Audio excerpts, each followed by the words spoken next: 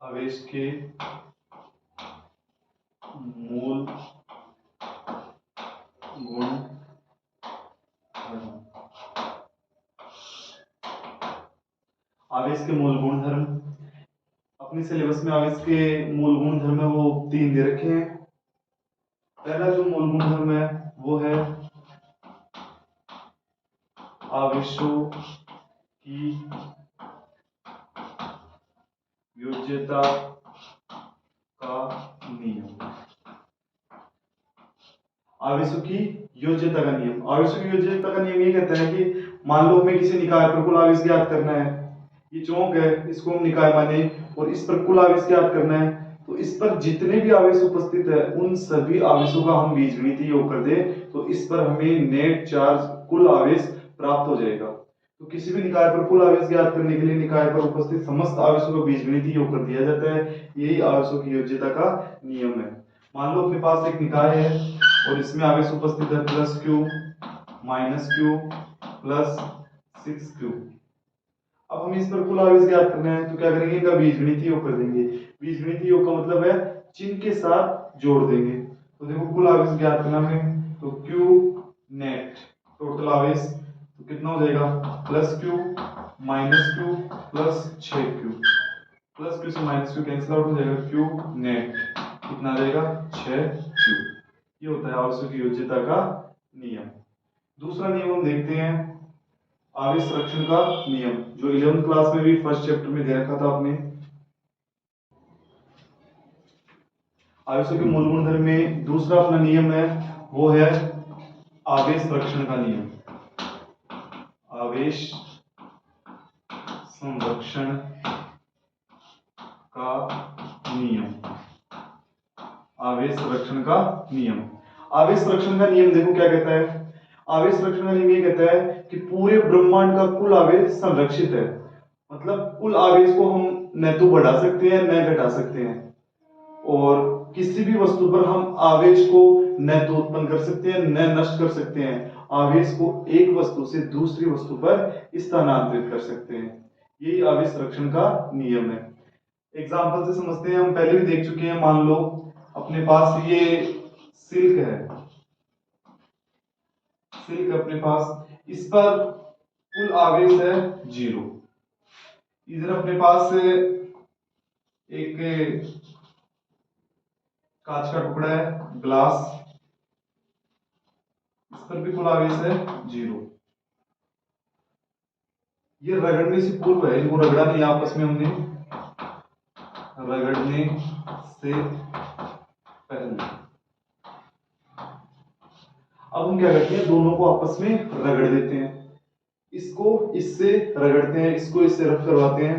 तो देखो क्या होगा, रगड़ने के बाद जो सिल्क है, सिल्क पर माइनस का चार्ज आ जाता है। सिल्क है, सिल्क पर Q बराबर माइनस, और जो ग्लास है, ग्लास पर Q बराबर प्लस।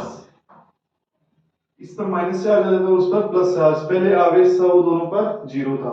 तो रगड़ने से पूर्व कुल आवेश देखें तो Q नेट क्या है 0, और रगड़ने के बाद देखें Q नेट, इस पर नेगेटिव प्लस उस पर पॉजिटिव,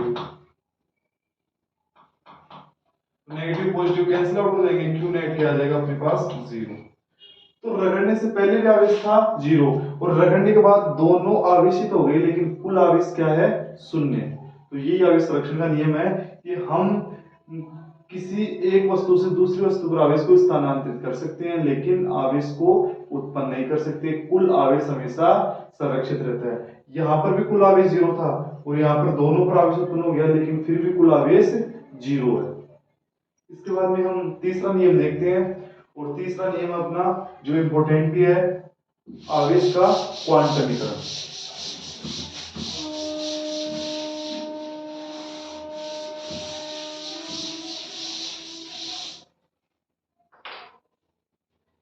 तीसरा जो नियम है वो है आवेश का क्वांटमीकरण। आवेश का क्वांटमीकरण। आवेश का क्वांटमीकरण। आवेश एक क्वांटीकृत राशि है। अब इसका मतलब क्या है? किसी भी वस्तु का कुल आवेश इलेक्ट्रॉन के आवेश के पूर्ण गुणज के रूप में व्यक्त किया जाता है। मतलब कोई भी वस्तु अपने पास, उस पर कुल आवेश है Q, तो Q को हम किस प्रकार से लिखेंगे? Ne plus Ne। पॉजिटिव है तो प्लस आ जाएगा, नेगेटिव है तो माइनस आ जाएगा। किसी भी वस्तु का कुल आवेश इलेक्ट्रॉन के आवेश के पूर्ण गुणज के रूप में होता है। n का मान यहाँ पे 1 2 3 4 5 ऐसे हो सकता है। अब n का मान 1 2 3 4 5 हम लेते हैं, तो ऐसा क्यों है? क्योंकि कोई भी वस्तु है उस पर आवेश उत्पन्न होता है, वो इलेक्ट्रॉन के कारण उत्पन्न होता है। या तो वस्तु इलेक्ट्रॉन ग्रहण करती है या त्यागती है। अगर वस्तु इलेक्ट्रॉन ग्रहण करती है तो उस पर नेगेटिव चार्ज, और अगर इलेक्ट्रॉन त्यागती है तो उस पर पॉजिटिव चार्ज रहता है। तो आवेश का रीजन क्या है, कारण क्या है? इलेक्ट्रॉन। इसीलिए किसी भी वस्तु के आवेश को हम इलेक्ट्रॉन के पदों में व्यक्त करते हैं, इलेक्ट्रॉन की संख्या के रूप में व्यक्त करते हैं। यही है आवेश का क्वांटमीकरण, कि किसी भी वस्तु पर कुल आवेश इलेक्ट्रॉन के आवेश के पूर्ण गुणज के रूप में रहता है। अब इलेक्ट्रॉन जो है वो ऐसे नहीं जा सकता कि आधा इलेक्ट्रॉन चला जाए, 1.5 इलेक्ट्रॉन चला जाए, 2.5 इलेक्ट्रॉन चला जाए, ऐसा होगा नहीं। तो कभी भी यहाँ पे n का मान आधा, 1.5, 2.5 ऐसे नहीं होने वाला है। इलेक्ट्रॉन जाएगा तो वो 1 2 3 4 पूर्णांक संख्या के रूप में ही जाएगा। साथ ही क्वांटमीकरण का रीजन क्या है? क्योंकि किसी भी वस्तु पर आवेश उत्पन्न होता है तो वो इलेक्ट्रॉन के कारण ही उत्पन्न होता है।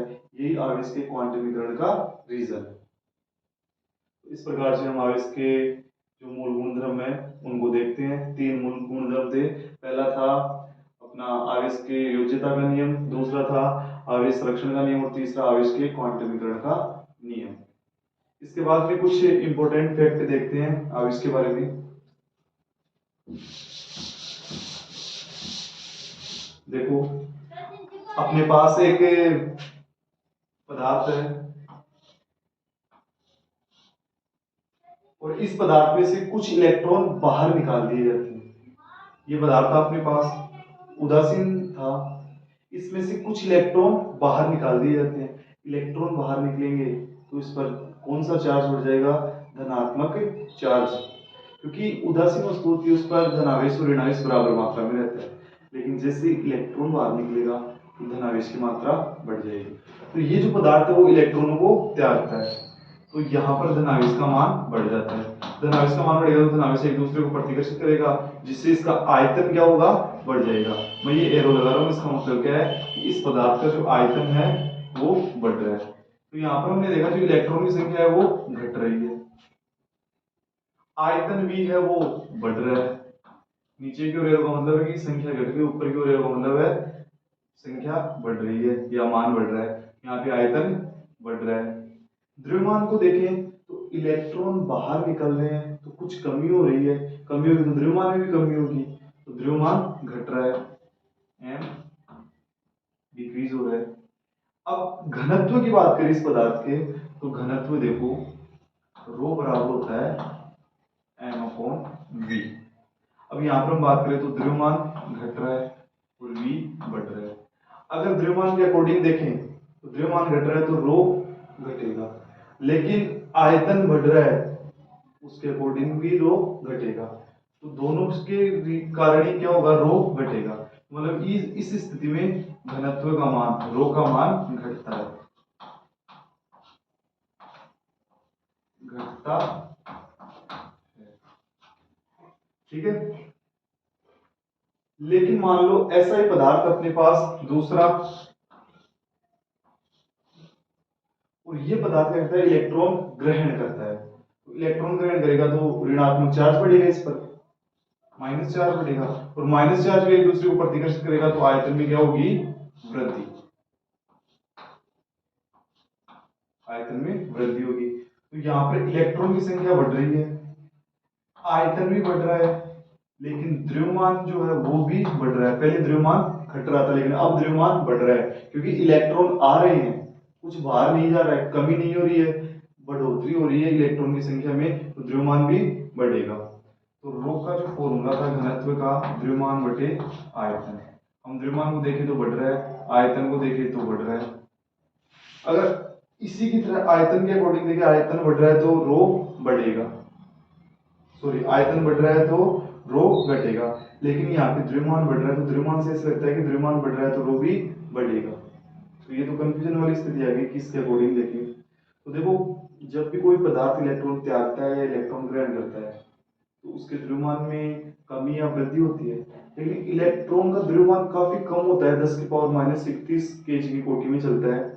तो इस द्रव्यमान हानि या वृद्धि को हम कैलकुलेशन में नगण्य मानते हैं। तो यहाँ पे हम द्रव्यमान के अकॉर्डिंग नहीं करेंगे, आयतन के अकॉर्डिंग करेंगे। आयतन बढ़ रहा है तो रो क्या होगा, घटेगा। तो इस स्थिति में भी जो घनत्व है वो घटता है, घनत्व घटता है। तो देखो, चाहे कोई भी पदार्थ इलेक्ट्रॉन ग्रहण करे चाहे इलेक्ट्रॉन को त्यागे, दोनों ही स्थितियों में पदार्थ का घनत्व घटने वाला है। तो आज की क्लास में जो हमने किया वो आपको जरूर समझ में आया होगा। बाकी जो आगे के पॉइंट है वो हम करेंगे नेक्स्ट क्लास में। जय हिंद।